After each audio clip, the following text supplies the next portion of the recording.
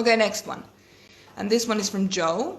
Am I correct in thinking that as an INFJ, it's my inner 10-year-old introverted thinking that has me default all the time to judging myself instead of celebrating progress?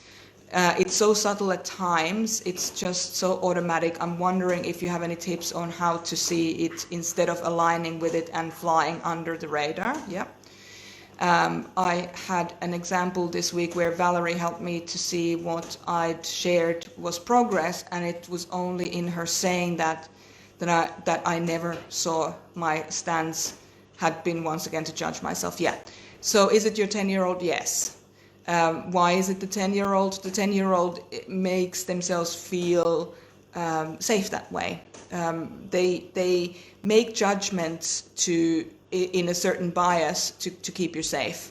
So if you have a bias of constantly, wanting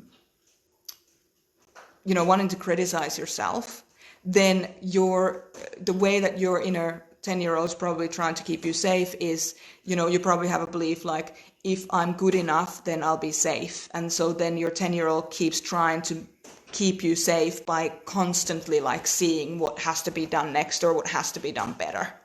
So that's generally the pattern there. Now, any tips of how to see this aligning without it starts to fly under, or instead of it flying under the radar? The main thing is that you proactively begin to look at what went well today. At the end of the day, every day, what did I do well? What did I achieve today? What did I actually do? So you actually train yourself to notice things well as still perhaps continue to criticize yourself. And when you start to notice things that go well, what will actually happen, it starts taking the wind out of the sail of the criticism a little bit. So once that wind starts to come out of the sail, then you can slow it down even further and take these further steps. I mean, you don't want the wind to change suddenly, because if the wind changes suddenly, your boat is now, just turned.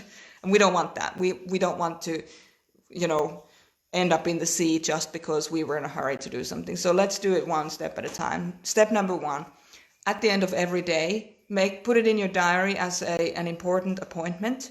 You will go and look at what went well today. What did I do today and what went well?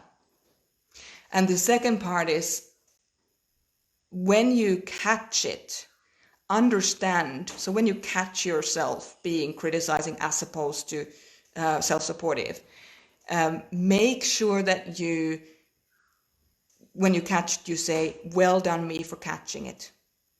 Well done me for catching it. Because what that will do is you'll start to catch it earlier and earlier, because you're not trying to hide it. You're not trying to, if it goes unrecognized, it hides, and it kind of pops up when you least need it, generally. So very important to give yourself a grace period of a month or 2 months or even 6 months to make this transition from constantly criticizing yourself into being more supportive towards yourself.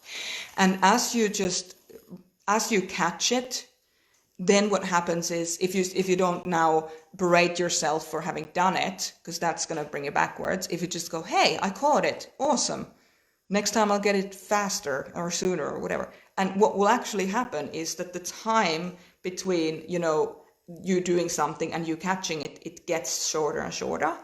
So it will happen over time. But again, it's so important to remember that none of this is going to happen. It's not a once-off event and now it should work all the time. That's just impossible, because humans are much more complicated than that.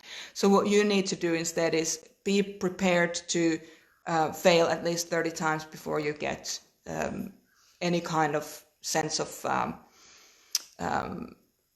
competence at anything. Just be graceful with yourself. You're worth it. So I hope that answered your question, Joe. And anybody who catches Joe criticizing herself here on this forum, tell her how well she's doing.